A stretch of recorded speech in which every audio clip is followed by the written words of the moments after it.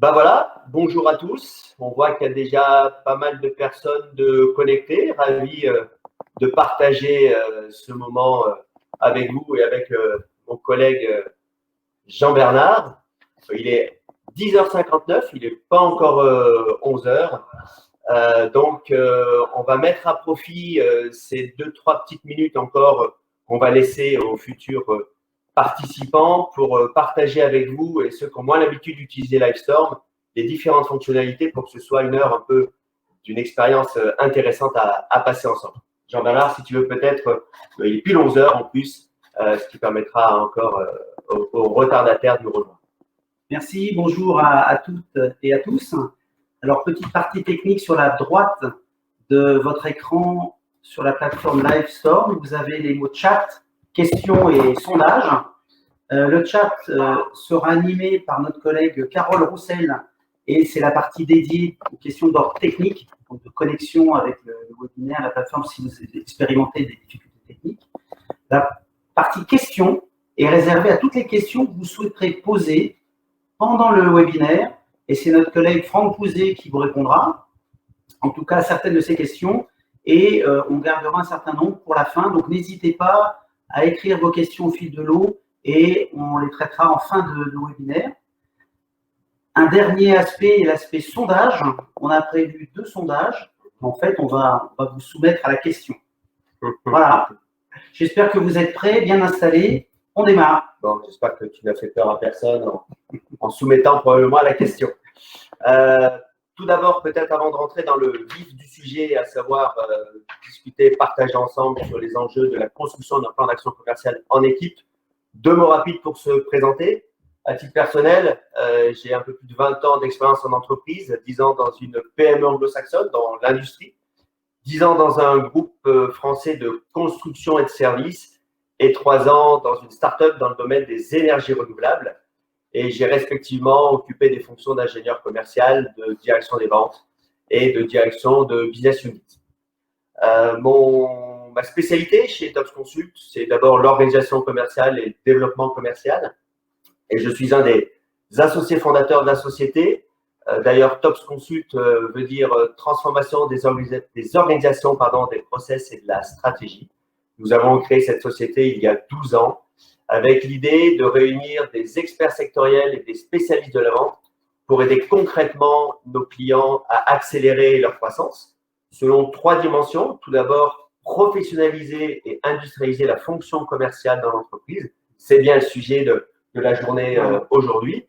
Le deuxième levier sur lequel on accompagne nos clients, c'est les aider concrètement à conquérir rapidement des nouveaux marchés, aller sur le secteur public quand on ne le connaît pas, travailler sur des grands comptes, se développer à l'international. Voilà, on est une unité opérationnelle pour vous aider à réaliser ces enjeux. Et le troisième sujet, c'est d'accompagner nos clients dans leur transformation digitale au service de leur business à partir des nouveaux usages et des nouveaux business models. Jean-Bernard. Donc Jean-Bernard, donc expérience dans les fonctions commerciales, management commercial et management de centre de profit en France et à l'international pour des prestations d'équipement, d'installation clé en main et également de services associés dans les secteurs de l'industrie et des services à l'environnement. Alors, il y a beaucoup de valeurs que je partage avec Tops Consult, notamment celle du travail en équipe et du succès collectif et également le déploiement de process commerciaux. Et ça, ce sont 2 valeurs qu'on va travailler aujourd'hui avec vous sur le webinaire Plan d'action commerciale. Merci Jean-Bernard. Je voulais du coup mettre en plein écran voilà, est-ce que ça fonctionne? Vous l'avez? Non, a priori non. Donc, petit souci technique. Peut-être Jean-Bernard, je te laisse. Excusez-nous. On va remettre le document qui ne s'est pourtant pas. Voilà. Ça devrait fonctionner. Voilà. Tout ça pour introduire un troisième et qui est probablement la personne la plus importante de la soirée, de la journée, c'est notre grand témoin, Nicolas Léonard. Nicolas, vous nous entendez, donc merci pour votre présence et votre confiance. Nicolas va intervenir pour vous faire son retour d'expérience par rapport à la mise en place de la démarche TopScan au sein de SAP. Alors SAP, c'est un bon exemple, c'est très intéressant. À la fois, effectivement, c'est un groupe, c'est le groupe Veolia, Pour autant, SARP, c'est d'abord un ensemble de PME entre 1 et 20 millions d'euros à peu près. Nicolas, vous nous confirmerez ça, dans le domaine des services et qui s'adresse d'ailleurs autant aux particuliers qu'aux entreprises. Voilà, ça provient un peu le champ assez large de l'application de TopScan. Alors, on va vous présenter la démarche. Alors, qu'est-ce que TopScan? En fait, c'est une démarche à la fois simple et innovante, couplée à un outil digital qui permet à toute entreprise, une agence, une région, une BU, une start-up, à la fois de construire son plan d'action commerciale, autrement dit, de lister les cibles prioritaires qui doivent être assises d'une part sur la stratégie d'entreprise.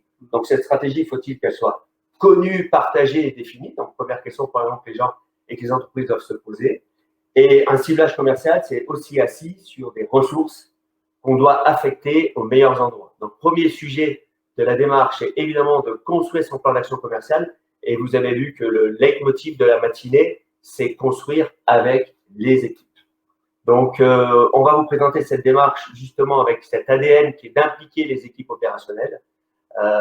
Ensuite, il y aura le retour d'expérience de Nicolas Léonard avec la série questions-réponses qui est certainement ce que vous attendez en priorité et c'est bien normal. Et on vous livrera, on vous donnera en fin de session, et pour ceux qui nous demanderaient séparément, le lien avec la version Access qui permet à tous de pouvoir tester et s'approprier la méthode. Alors, pour rentrer dans le vif du sujet et lancer ce webinaire, un premier sondage qui concerne le niveau de maturité commerciale. Donc, sur la partie droite de votre écran, sur la partie sondage, donc vous avez les réponses à la question qui vous est posée. Avez-vous déjà évalué le niveau de maturité commerciale de vos équipes opérationnelles? Maturité commerciale, efficacité commerciale. Bien sûr, équipe opérationnelle au pluriel, c'est pour les grandes organisations, mais si vous êtes une PME, une start-up, ça peut vous concerner directement. Donc, on vous laisse quelques secondes pour répondre. Ça, c'est effectivement pour laisser un peu le temps à la réflexion des différents participants. On est convaincu que le sujet du commerce, c'est le sujet pas uniquement des équipes commerciales qu'on met en place, mais c'est d'abord le sujet de l'ancrage sur le terrain. D'où ce questionnement qu'on doit systématiquement se poser dans les entreprises. Alors, on a déjà les premiers retours. Jean-Bernard, peut-être tu peux nous les lire. Donc, avez-vous déjà évalué le niveau de maturité commerciale de vos équipes opérationnelles? 12% ont répondu oui, 52% ont répondu oui partiellement et 36% ont répondu non. Donc, une majorité de oui partiellement. Merci Jean-Bernard. Ça met bien en évidence qu'on pourrait imaginer dans un monde idéal, et parfois d'ailleurs un monde anglo-saxon, plus tourné sur le sujet commerce. Dans nos métiers, en France, on a plutôt une culture technique qu'on devrait plutôt tendre vers les 80-90%, d'une part, de se questionner sur est-ce que nos équipes ont réellement une maturité commerciale, quel est le point de départ, parce que derrière, il faut qu'on arrive à les faire évoluer vers une efficacité et une sensibilité, non pas aux clients. En général, les gens sur le terrain aiment leurs clients. Ils le connaissent, ils ont une bonne relation avec leurs clients. Le sujet, c'est d'aller conquérir d'autres marchés. On connaît souvent son marché. La question qu'on doit se poser, c'est est-ce qu'on connaît le marché pour aller justement chercher des proches de croissance et dans ce cadre-là, construire un plan d'action commerciale. Donc, on va rentrer maintenant dans le déroulé de la méthode TopScan. Comme je vous disais, une partie démarche structurée et un outil digital à disposition de nos clients et de la méthode. Donc, 4 temps qu'on va décliner en détail avec Nicolas Léonard, et vous pourrez d'ailleurs le questionner sur le sujet. Tout d'abord, un premier temps d'une réunion en équipe pour partager un constat, on va revenir dans le détail, de façon à ce qu'avec nos équipes opérationnelles, nous embarquons, nous responsabilisons, nous impliquons les équipes sur ce constat, puisque on ne peut pas être évidemment champion du monde dans tous les domaines, mais on va faire ressortir quand même nos points faibles, on y reviendra. À partir de là, on construit son plan d'action commerciale. Et quand on construit un plan un plan d'action commercial en équipe, eh ben, on est les premiers impliqués à vouloir le faire vivre et c'est la plus belle et la meilleure des garanties pour que le plan d'action commerciale vive et ne soit pas, comme on le voit parfois dans certaines entreprises, un exercice obligé en début d'exercice parce que notre patron nous le demande. On fait notre plan d'action commerciale, on le livre à notre N+1 ou notre N+2 et ensuite on continue à travailler comme on travaillait hier. Et là, à partir de ce moment-là, en fait, on a même perdu du temps au-delà d'améliorer notre efficacité commerciale. Le quatrième volet important, c'est que cette démarche nous permet surtout d'ancrer le commerce sur le terrain dans la durée. On manage le commerce, on réalise un diagnostic, on définit ses indicateurs, on les suit tous les mois et une fois par an, on revoit l'évolution de la performance, on regarde l'évolution des indicateurs. Alors, quels sont les 4 principaux bénéfices qu'on peut attendre de cette démarche? Mais je laisserai surtout Nicolas Léonard nous faire son témoignage, puisqu'on a beau rôle de présenter les bénéfices. Pour autant, il faut qu'ils soient validés et vérifiés sur le terrain. C'est ce que nous présentera Nicolas. Pour autant, l'objectif de la démarche TopScan est au nombre de 4. Tout d'abord, on l'a d'ailleurs évoqué tout à l'heure, professionnaliser, ancrer la fonction commerce dans l'entreprise.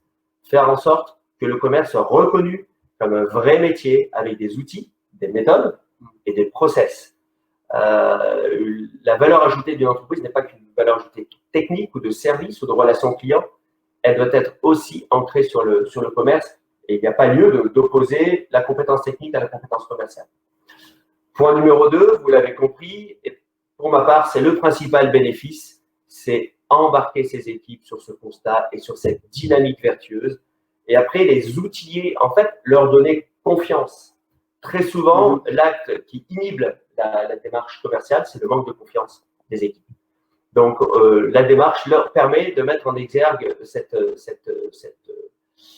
outillage et après le fait de les former à la démarche de relation client, de prospection, de négociation. Globalement, ça contribue tout simplement, et c'est la question qu'on peut se poser, de construire une culture commerciale, de faire évoluer la culture commerciale de l'entreprise. Et enfin, tout ça est fait pour mettre en exergue des actions très concrètes de façon à en sortir des résultats rapides. Alors, c'est intéressant parce qu'en fait, on utilise le mot commerce et pas uniquement le mot commercial. Je pense que les directeurs commerciaux seront contents de le voir parce que souvent, ils se retrouvent un peu isolés à porter l'action commerciale. En fait, dans une entreprise, tous ceux qui sont proches, de près ou de loin, avec les clients, avec le marché, ont un rôle important à jouer dans l'action commerciale de l'entreprise. Donc, c'est pour ça que c'est important de professionnaliser donc la fonction commerce et en même temps de donner et d'élargir cette culture commerce. Et là, ça fait effectivement gagner en efficacité l'ensemble de l'organisation. Oui, Jean-Bernard, c'est un point important d'ailleurs, sous un trait d'humour, on pourrait dire, et probablement que Nicolas pourra en témoigner, la démarche TopScan est souvent la meilleure amie du directeur commercial siège ou d'un directeur régional, puisque au lieu de taper sur la tête des uns et des autres, en fait, on met en place un outil, une méthode où les gens s'approprient le sujet et du coup, on anime cette dynamique au lieu d'être parfois dans une guerre tranchée. C'est peut-être un peu fort, mais je pense que les gens qui la vivent comprennent tout à fait ce que je veux dire quand on oppose l'action commerciale à l'action opérationnelle, puisqu'on n'a pas le temps d'aller servir un client alors que l'équipe commerciale vient de la gagner. Alors, pour toucher un maximum de dividendes de cette action liée au plan d'action commerciale, un deuxième sondage. Votre plan d'action commerciale est-il construit, partagé et piloté avec les équipes opérationnelles? Voilà, c'est une question très large. C'est non seulement la construction, mais c'est également le partage, la co-construction quelque part, et le pilotage avec vos équipes opérationnelles. Donc, répondez au sondage, s'il vous plaît, et c'est pour dire que c'est décalé par rapport à ce qui peut se passer dans certaines entreprises où le plan d'action commerciale est décidé par le siège, et en fait, il n'est pas partagé, il est imposé, entre guillemets. Donc, il ne vit pas. Beaucoup moins bien. Du coup, c'est vrai qu'il y a de travers. Je pense que aussi dans beaucoup d'organisations, et nous le voyons, elles n'ont pas toutes construit leur plan d'action commerciale. Donc, c'est parfois un fichier Excel au mieux, mais pas forcément assis sur une logique partagée par les équipes. Et comme tu le dis, une fois qu'il existe ce plan d'action commerciale, s'il n'est pas porté par les équipes opérationnelles, en fait, on perd beaucoup d'énergie et de temps et donc de performance commerciale par rapport à la concurrence qui, elle, s'organise. Merci pour vos réponses. Donc, vous avez répondu oui à 18%, vous avez répondu oui partiellement à 50% et non à 33%. Il y a une similarité, effectivement, avec le premier sondage. Ok, donc ça met bien en évidence ce qu'on imaginait et tout l'intérêt d'ailleurs d'échanger aujourd'hui pendant cette heure autour de cette démarche TopScan, c'est qu'on se rend compte que dans cette question, je dis deux choses. Est-ce que d'abord, il existe ce plan d'action commerciale? En tout cas, majoritairement, la question est les équipes opérationnelles sont partiellement impliquées, embarquées, et c'est bien tout le sujet de la démarche TopScan.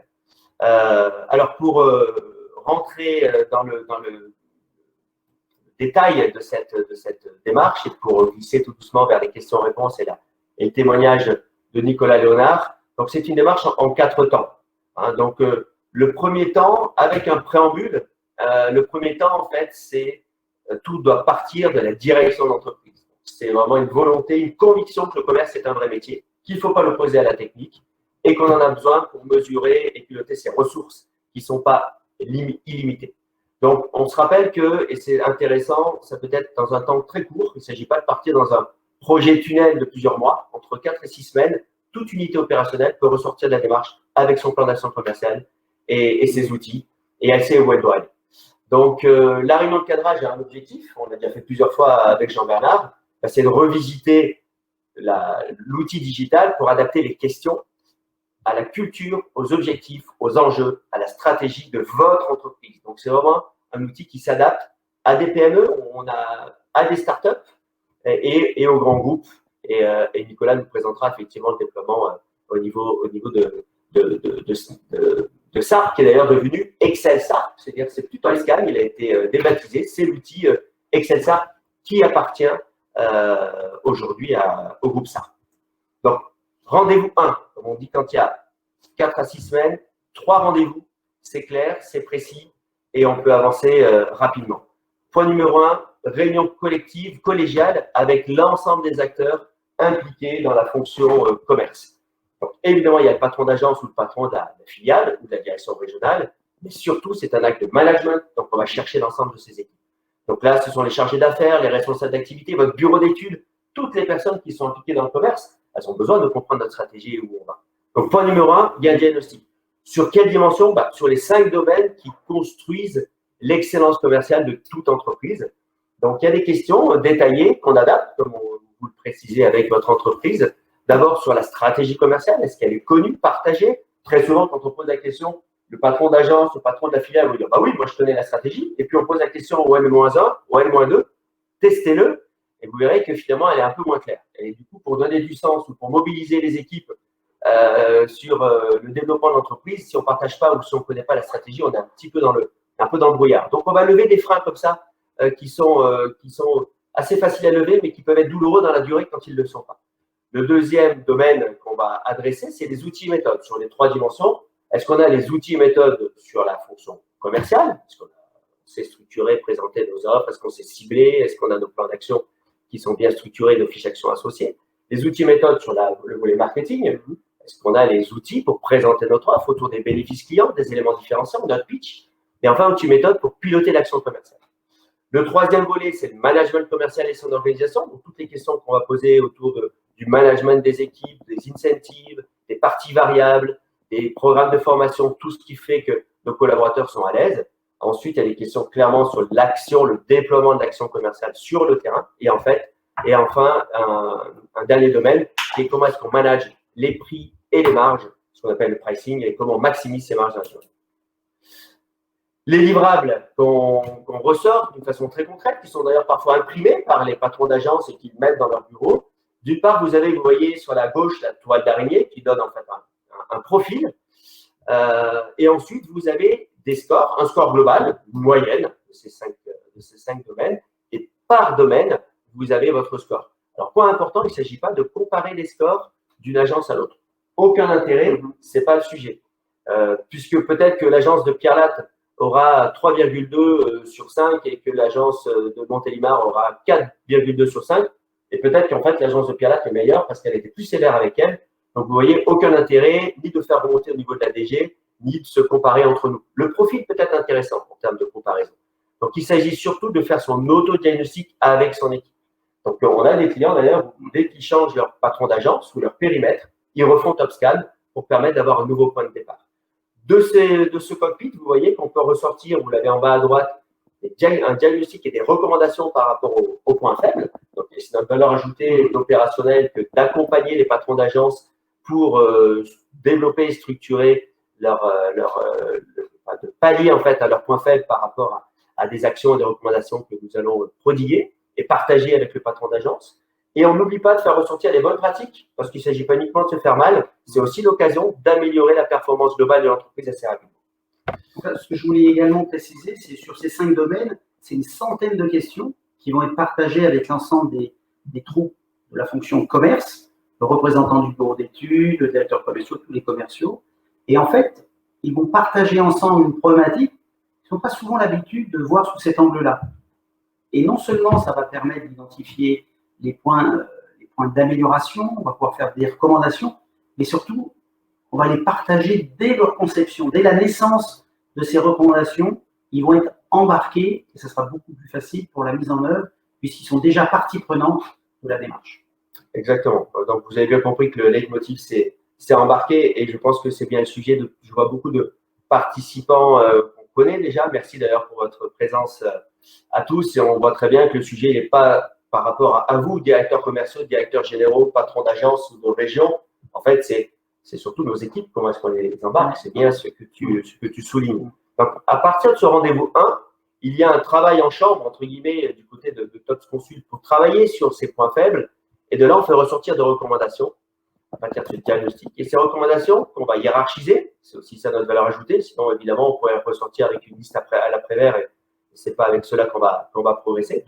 Et le rendez-vous 2 permet de partager avec le patron opérationnel, vous, patron de BU, vous, patron d'agence, sur ce qui nous semblerait être nos priorités à notre avis, sachant que celui qui aura le dernier mot, c'est évidemment vous qui dirigez votre action. Ça, c'est très important parce que 5 domaines, 100 questions, vous garantir que même les champions du monde, il y a toujours possibilité d'améliorer. Il y a 100 améliorations possibles. Évidemment, il y a un gros travail de priorisation. Donc, merci Jean-Bernard. Et avec le troisième temps, à partir du moment où on a partagé avec le patron opérationnel notre avis, nos recommandations, et ben, à lui de construire son plan d'action. Et là, dans le rendez-vous 3, on le prépare, on le partage, il nous le présente. Et avec un œil professionnel et bienveillant, en fait, on va accompagner le patron opérationnel pour l'aider à finaliser, à hiérarchiser, à allouer les ressources aux bons endroits. Et également, point important, c'est de construire une boîte à outils que l'on met à disposition des différentes agences.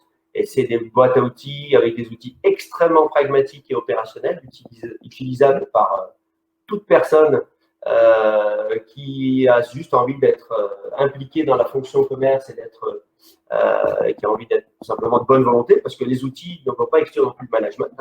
Mais il ne s'agit pas non plus de ressortir de ce processus avec une ribambelle de PowerPoint à compléter pour faire plaisir à Tops Consult ou à votre patron. Si les outils existent dans votre agence ou dans votre BU ou dans votre société, surtout gardez-les et injectez en tout cas les actions prioritaires que vous avez identifiées lors de ce processus. Et s'il manque des outils, on peut vous apporter les éléments qui vont permettre de structurer votre démarche, notamment le groupe de vente qui permet et de cibler et derrière d'avoir les fiches références et d'avoir les bons éléments de langage en termes du pitch, des bénéfices clients et des éléments différenciants pour tout type d'offre. Je prends cet exemple parce qu'on a quand même souvent vu que c'était un élément qui manquait dans beaucoup d'entreprises. Une question qu'on peut se poser, en fait, quel est le patrimoine commercial de votre entreprise? Qu'est-ce que vous avez écrit? Qu'est-ce que demain, si vous devez partir, changer d'agence, d'entreprise, qu'est-ce que vous laissez? Qu'est-ce que vous partagez avec votre successeur? Pourquoi est-ce que le commerce serait quelque chose d'uniquement oral? Et je pense qu'il y a un vrai sujet également de structuration de groupe de vente pour rendre lisible et donner confiance à vos équipes. Voilà sur la partie déploiement. Donc, c'est simple, c'est pragmatique, c'est innovant avec cet outil digital. Et là, on va rentrer maintenant dans un exemple de livrable, mais on va pas, voilà, je vous parlais d'outils. Voilà un exemple de plan d'action commercial. Ça appartient au patron d'agence. Il faut juste se poser les questions qui, quand, comment et combien. Ça c'est sa feuille de route. Ça, c'est ce qui est le livrable de toute la démarche. Il a un plan d'action qui est partagé. Il y a des priorités et tout est clairement défini. L'objectif, la périodicité de renouvellement, enfin pas de renouvellement, mais de partage avec ses équipes. Il a responsabilisé. C'est pas le patron d'agence. Souvent, c'est le patron d'agence qui se retrouve à tout faire. Là, il a responsabilisé départ par action quelqu'un de son équipe avec des indicateurs de performance. C'est ça qui est important. C'est vraiment le livrable de la démarche. Et on se rappelle qu'il y a vraiment les 5 domaines. Donc, on a quand même une vision très systémique du commerce. Et un élément de langage que j'aime bien, et je terminerai par ça, de façon ensuite à avoir le temps et une bonne demi-heure pour échanger sur le retour d'expérience de Nicolas, c'est lors d'une agence ou dans un travail qu'on a fait dans une agence chez un de nos clients, où un chargé d'affaires était là depuis un peu plus de 4 ans dans son agence. Et on venait de terminer l'exercice sur les 5 domaines. Et ce chargé d'affaires qui nous disait, ça fait un peu plus de 4 ans que je suis dans l'entreprise. C'est la première fois qu'on parle de tous ces sujets tous ensemble. Voilà. Rien que quand on entend ça, on a déjà gagné, même si derrière, évidemment, il faut mettre en place le plan d'action. Une fois par an, c'est quand même important de pouvoir se partager avec toute l'équipe ces sujets cruciaux. Voilà, retour d'expérience client. Donc, on va laisser la parole à Nicolas. Donc, Nicolas, il va venir sur scène. Peut-être que j'arrête le partage, du coup. Voilà. On le fait en live. C'est l'intérêt du webinaire. Voilà. Nous revoilà. Bonjour Nicolas. Ravi de vous Bonjour. Merci pour votre présence et votre confiance. Merci à vous pour l'invitation. Les panneaux SARP qui sont derrière, n'oubliez pas que Nicolas est à la fois grand témoin, mais également le premier commerçant de sa société. Exactement, mais on parlera. Peut-être que pour vous présenter la société. Bon, est-ce que vous m'entendez bien tout d'abord? Est-ce que vous m'entendez bien? Très bien. Très bien, super. Bon, merci à vous tout d'abord de m'avoir invité. Donc, je vais me présenter rapidement. Je suis Nicolas Léonard. Ça fait 20 ans à peu près que je suis dans le groupe Veolia. J'ai fait un passage également dans le groupe Suez, essentiellement sur des fonctions commerciales avec des postes d'ingénieur commercial, puis de directeur commercial, sur des équipes soit régionales, soit nationales. Et aujourd'hui, j'occupe le poste de directeur de produit en charge des innovations et de l'animation justement des forces commerciales de la SARP, qui est la division entretien des ouvrages d'assainissement et hygiène du bâtiment du groupe Veolia. Voilà.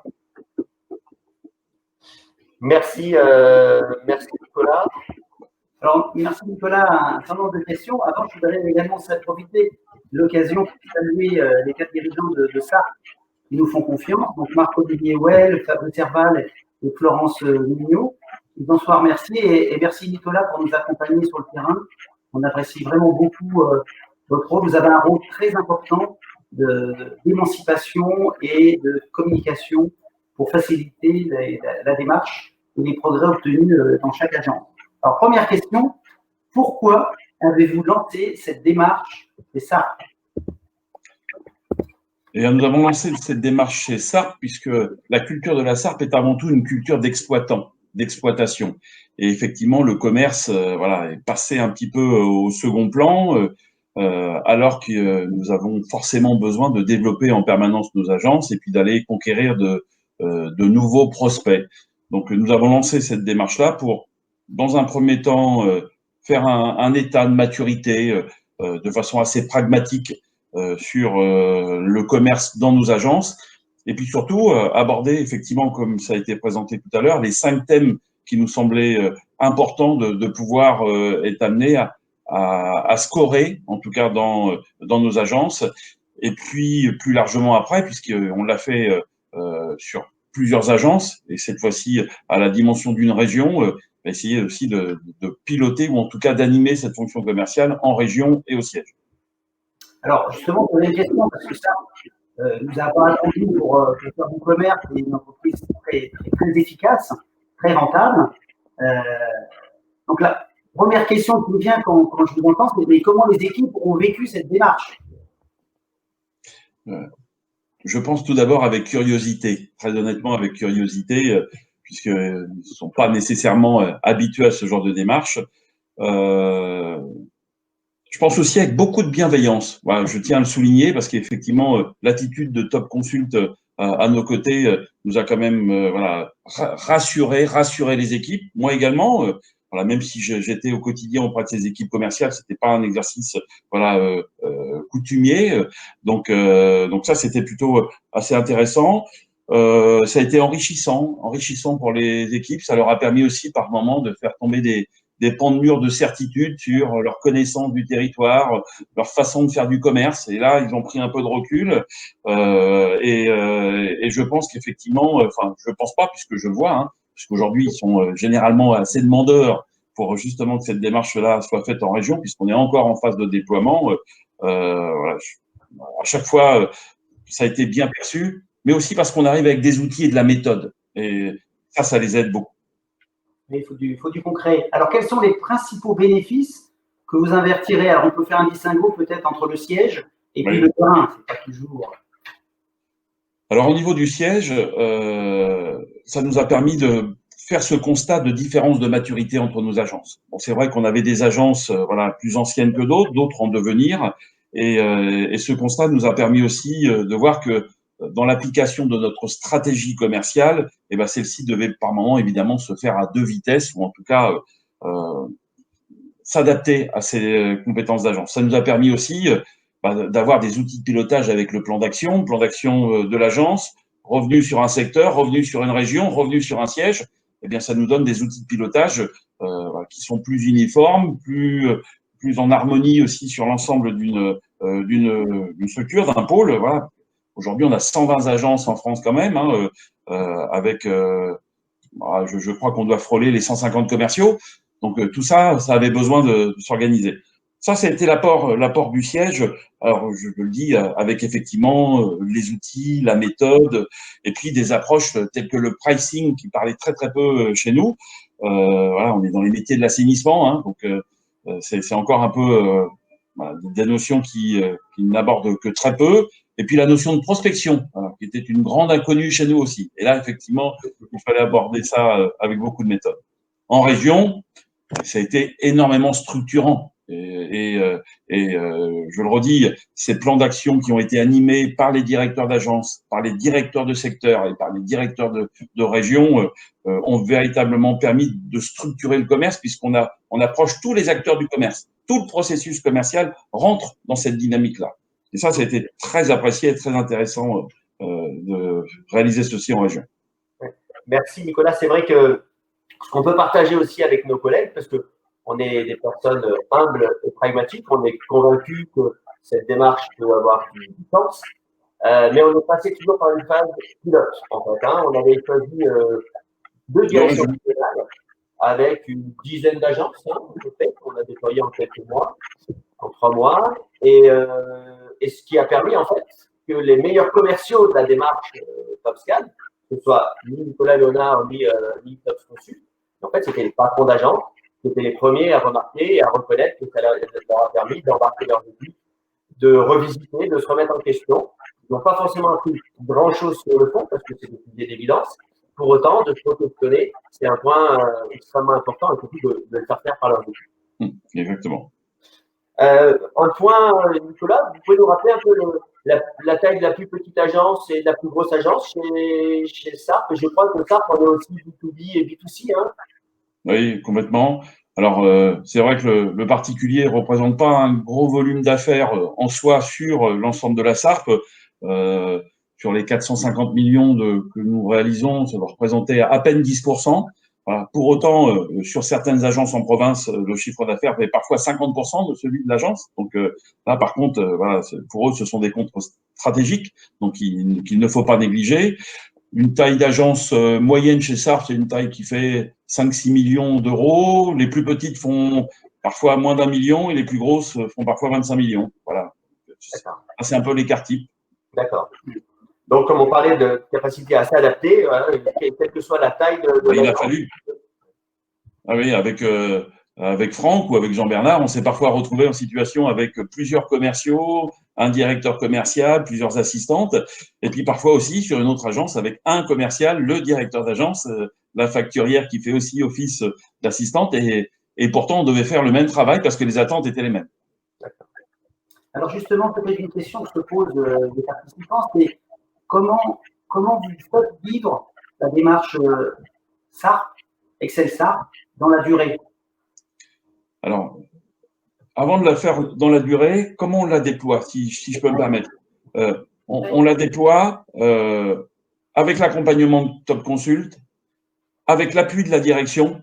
Je pense qu'aujourd'hui, chez Sarp, nous n'aurions pas pu réaliser cette démarche-là si à un moment donné, la direction générale et les directeurs régionaux n'avaient pas appuyé cette démarche-là. Voilà, il faut vraiment que l'ensemble des équipes d'exploitation, de gestion de centre de profit ou de direction commerciale sentent c'est une vraie directive.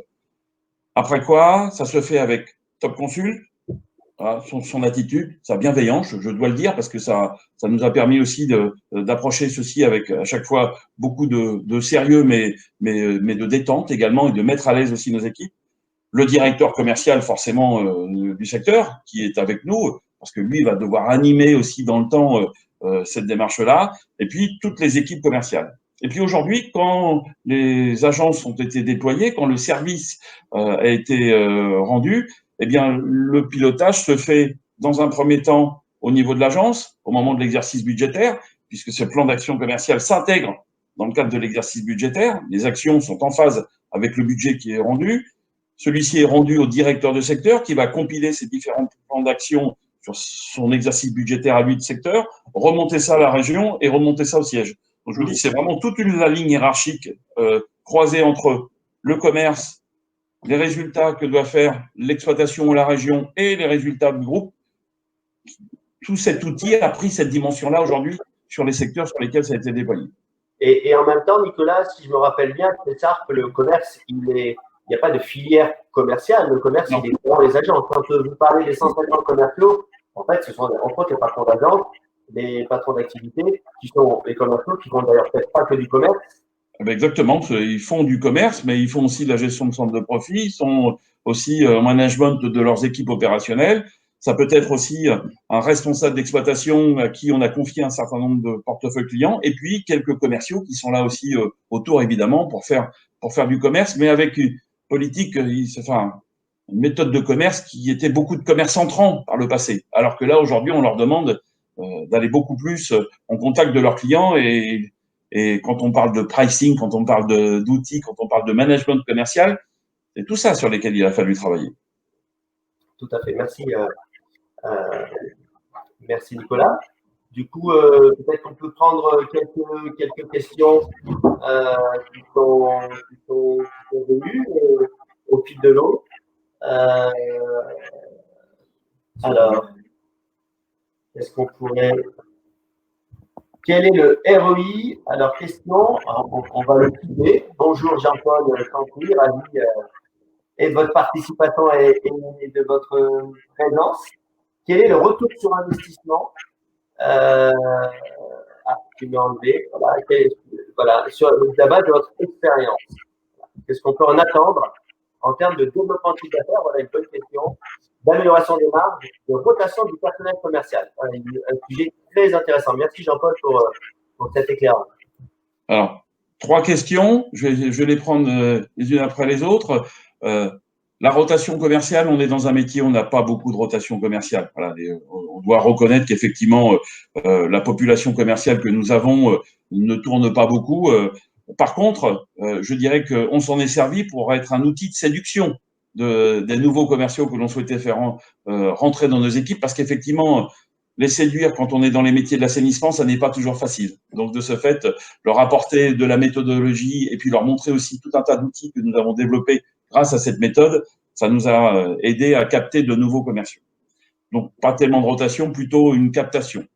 Retour sur investissement, double retour sur investissement, une amélioration du développement commercial, parce que justement, on est allé approcher des clients de deux façons, en réalisant de l'ennoblissement de prestations, en augmentant nos tarifs aussi sur des comptes sur lesquels nous étions déficitaires, parce que là, la démarche de pricing nous a aidé à faire, et puis en allant conquérir de nouveaux clients aussi, puisqu'on a eu, grâce à ceci, mené des actions de prospection ou parfois des actions commando sur certains secteurs pour aider des agences.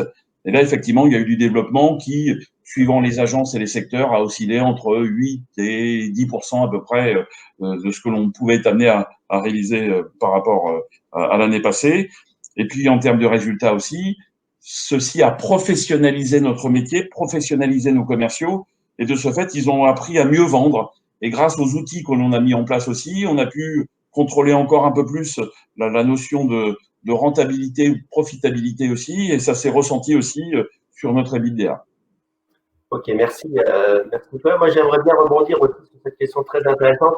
Il y a un enjeu macro aussi, en fait. Hein, c'est que si on est convaincu que ancrer la culture du commerce dans l'entreprise va apporter un plus globalement, il faut y aller. En fait. Très souvent, on laisse la main à notre culture d'exploitant de service, il ne faut surtout pas la perdre. Mais si on est convaincu que mettre un peu plus de commerce et faire que ce soit quelque chose de reconnu, ça ne peut qu'aller dans le bon sens pour développer le business et les marques. Donc ça, je dirais que c'est une réponse macro. Mais plus globalement, et on l'avait vu chez vous, Nicolas, je crois que votre président avait parlé d'ascenseur social dans le domaine du commerce. Et le fait, en fait, de reconnaître, j'ai envie de dire, enfin, la fonction commerciale, comme un vrai métier dans l'entreprise, qui était d'abord donné aux patrons régionaux, patrons d'agence. Très souvent, le meilleur patron d'agence, c'était le meilleur technicien. Le meilleur directeur régional, c'était le meilleur patron d'agence, qui lui-même était le meilleur technicien. Je reciterai, parce qu'il y a des gens de business, hein, et qui n'ont pas attendu Excel Sarp ou Total pour développer le commerce, et c'est certainement le cas dans les entreprises. Mais ancrer le commerce et valoriser cette fonction permet également de capter et de fidéliser, même si on est dans un métier pas tellement glamour, voilà, mais c'est la vie, on est dans le BTP, dans d'autres secteurs, voilà, c'est pas forcément ce qui est plus attractif pour les jeunes générations. Et pourtant, leur montrer qu'il y a un métier de professionnel de la vente, avec des outils, des méthodes, des process, leur donner confiance, les valoriser, c'est aussi, pour répondre à Jean-Paul, je pense que c'est aussi un moyen non seulement de limiter la rotation du personnel commercial, voire même de lui donner une sorte de trajectoire, de valorisation, et qui fait qu'on va valoriser cette fonction comme on valorise la fonction. Complètement.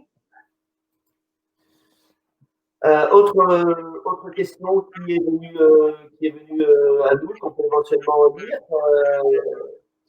Est-il ressorti le besoin, ça c'est Élise Pirou, bienvenue, est-il ressorti le besoin de recruter des commerciaux dédiés?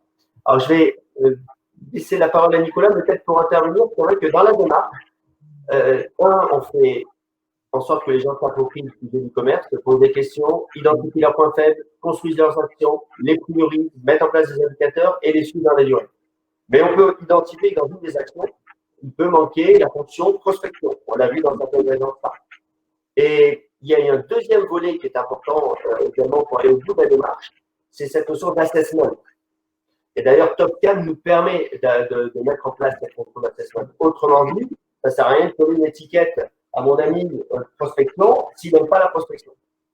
Donc, il faut s'assurer après que dans les agences, une fois qu'on a mis en place et en évidence les trous dans la raquette, il faut s'assurer que nos collaborateurs ont les bons outils, ont l'envie, ont les moyens et que l'agence soit organisée en fonction de ce qui est ressorti.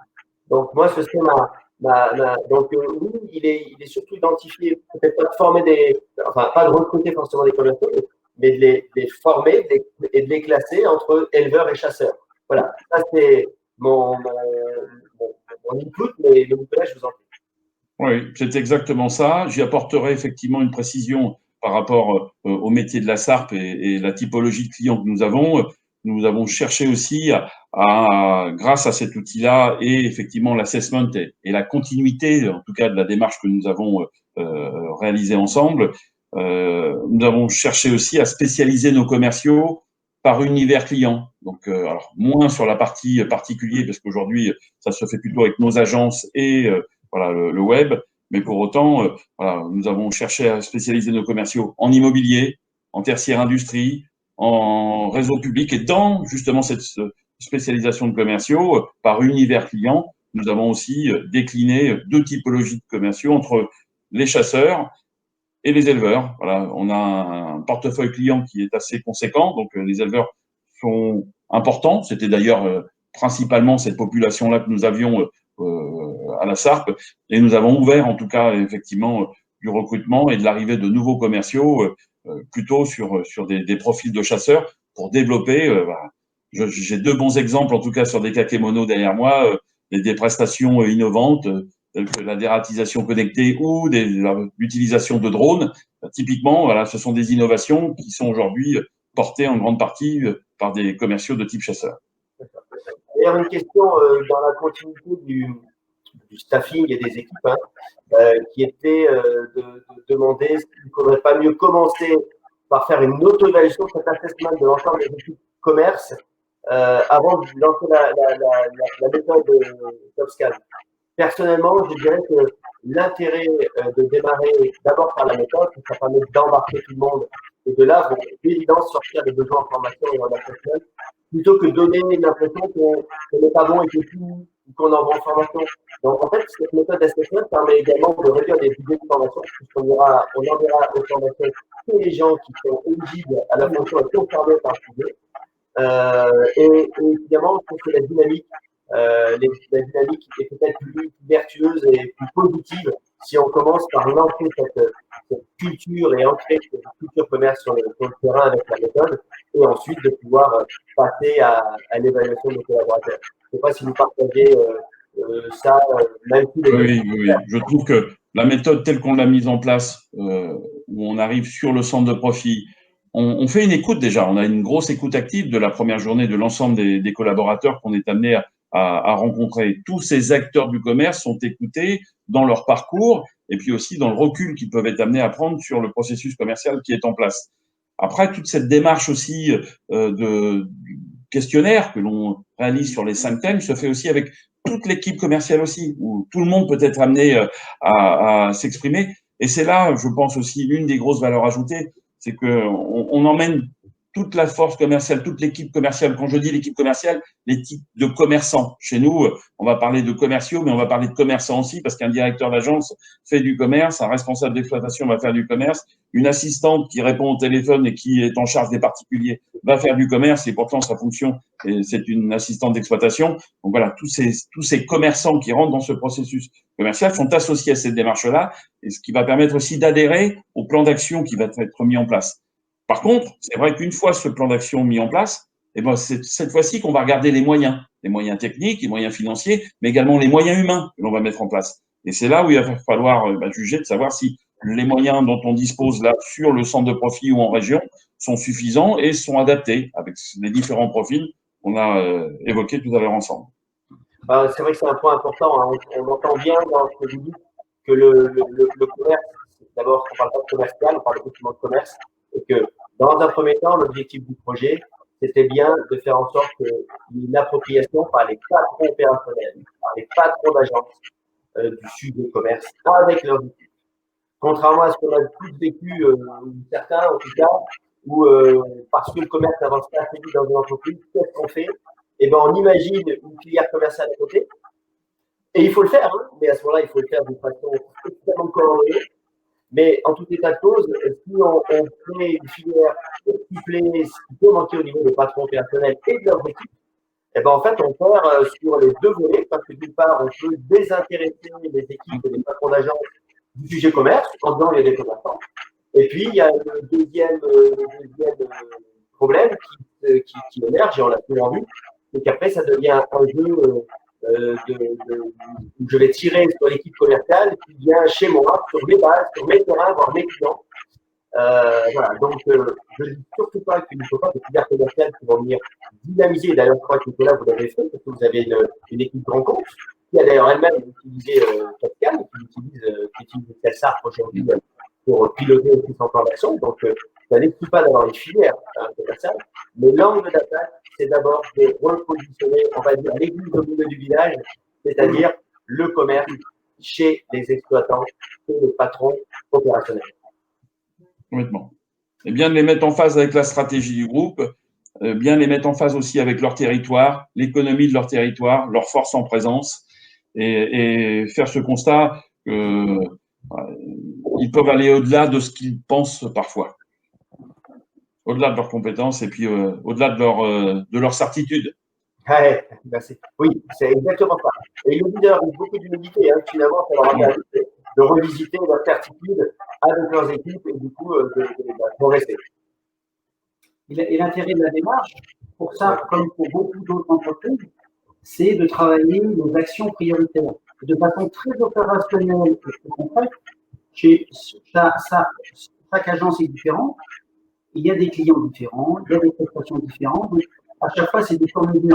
Et ce n'est pas quelqu'un du siège ou un consultant extérieur qui va arriver avec la réalité toute faite. Il faut la construire. Et c'est vraiment très opérationnel et c'est ça qui nous permet d'embarquer les gens et en même temps de faire en sorte qu'ils produisent le plan d'action qui vont bien.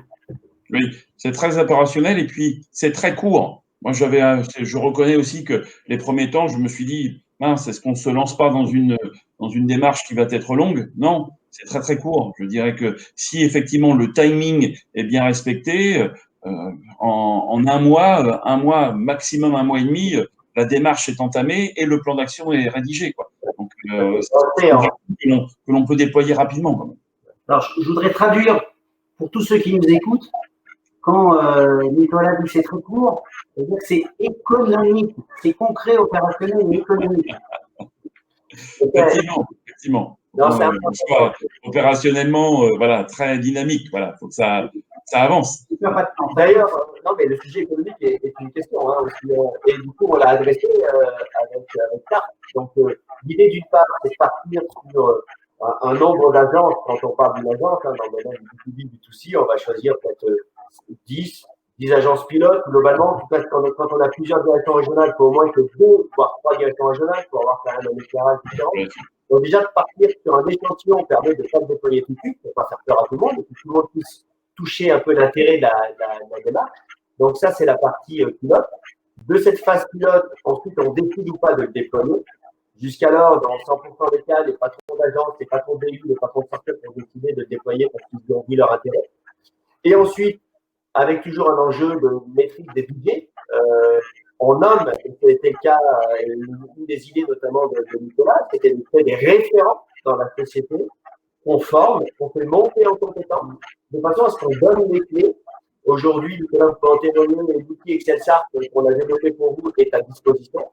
Après, une fois par an, il y a un travail ensemble chaque année avec les patrons d'agence pour revisiter leur plan d'action. Donc, l'outil est à leur disposition. Les référents permettent de porter le projet dans les régions. Voilà. Du coup, nous, on a fait notre job de contribuer à rendre tel commerce, à faire monter en compétence. Mais ensuite, notre organisation en termes de déploiement de projet, c'est de donner les clés, de faire grandir, comme on dit très souvent, hein, plutôt que d'apporter le poisson, il faut apprendre à pêcher. Complètement. Et puis, j'ajouterais, si je peux me permettre, juste un mot.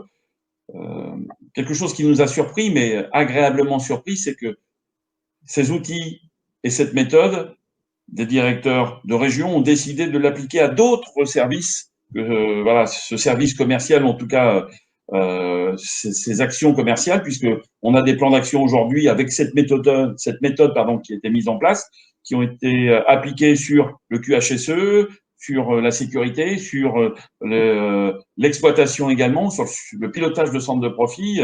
Et donc, la méthode a fait des petits. Donc, c'est plutôt bien.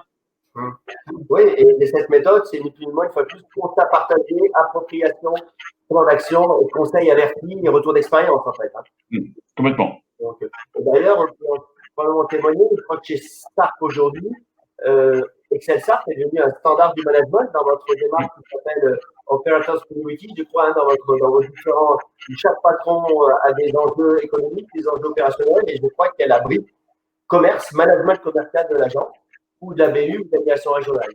Exactement. Et puis, voilà, et quand on croise cette méthode entre les divisions de Veolia, puisque la Sarthe n'est qu'une seule division de Veolia, division voilà, assainissement et hygiène du bâtiment, on a quelques divisions aussi qui sont très intéressées par cette méthode parce que eux-mêmes aussi semblent qu'ils n'ont pas cette méthode à disposition ni ces outils.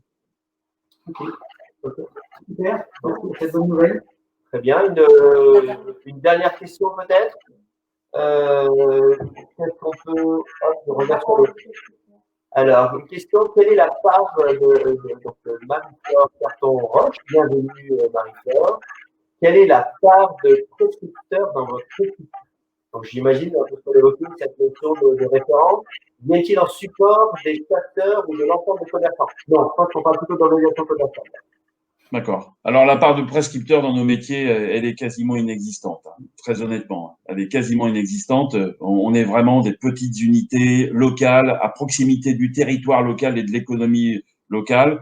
Donc, on est sur un métier de service d'urgence. Hein. Quand on est dans l'assainissement, voilà, ce qu'on attend de nous, c'est qu'on intervienne très rapidement, surtout quand ça vient à déborder. Et de ce fait, la prescription se fait aussi beaucoup sur du bouche à oreille ou sur de la compétence et du savoir-faire. Et de ce fait, nos équipes commerciales ou en tout cas de chasseurs profitent de ces interventions d'urgence pour pouvoir justement capitaliser sur notre savoir-faire auprès de nouveaux clients, auprès de prospects qui nous ont sollicités parce qu'ils étaient, à un moment donné, ils avaient besoin de nos services pour rebondir sur ces prestations-là et aller développer nos prestations. Je ne sais pas si j'ai bien répondu à la question, mais j'ai juste expliqué nos pratiques. Vous savez, de toute façon, c'est l'avantage du webinaire, c'est que si on n'a pas bien répondu, on ne le saura pas. Donc, on reste confortable dans notre argumentation. Mais en tout cas, moi, j'ai tout à fait entendu ce que vous avez dit et compris. Néanmoins, et Frédéric va vous le rappeler, nous répondrons à toutes les questions à laquelle ils n'ont pas répondu selon les posées. Et n'hésitez pas à poser des questions. D'ailleurs, Frédéric va vous projeter nos coordonnées de façon que vous puissiez nous contacter. Donc voilà, donc un mot effectivement. Donc merci Nicolas, et je crois qu'on va laisser aussi les coordonnées sur la dernière diapo. Un petit retour aussi sur un autre exemple pour parler de service. Là, on parle de travaux, une entreprise qui s'appelle Snell dans le domaine de l'élect, de la clim, du chauffage. Et 80 agences en France qui sont dans les travaux, et on a également déployé cette démarche qui s'appelle d'ailleurs chez eux SnapScan. Donc vous voyez qu'effectivement on l'adapte à nos clients.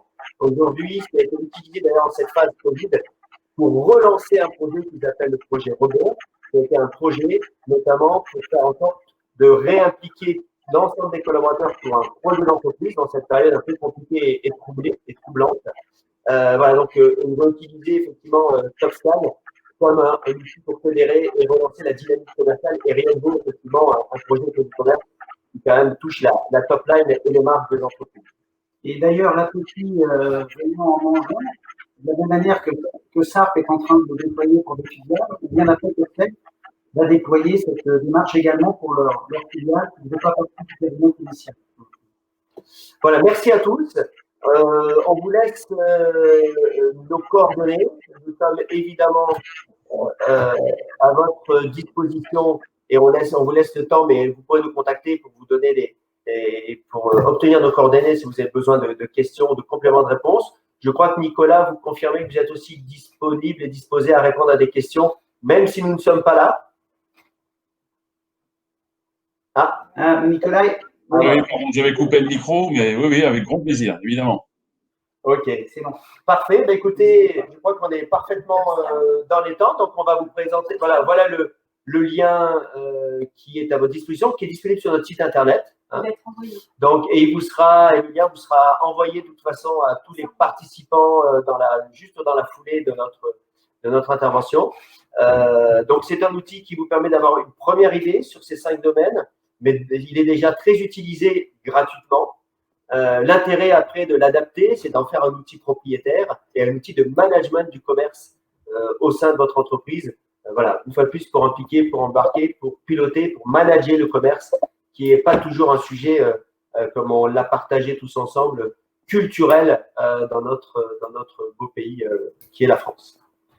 Ben, écoutez, merci à tous pour votre présence nombreuse. On est ravis, flattés, honorés. On avait à cœur de finir dans les temps et donc on va s'y tenir. On est une société de service, on est ravis d'avoir partagé ce moment avec vous et donc toujours à votre disposition pour partager sur vos sujets et vos leviers pour accélérer votre croissance et former les équipes. Merci à tous en tout cas et portez-vous bien et à bientôt. Merci Nicolas pour votre présence, merci aux collègues Sylvain, Franck et Carole qui ont participé à toute la préparation de ce webinaire et au plaisir de vous croiser et merci à tous. Bonne journée en tout cas. Merci de m'avoir convié. Merci.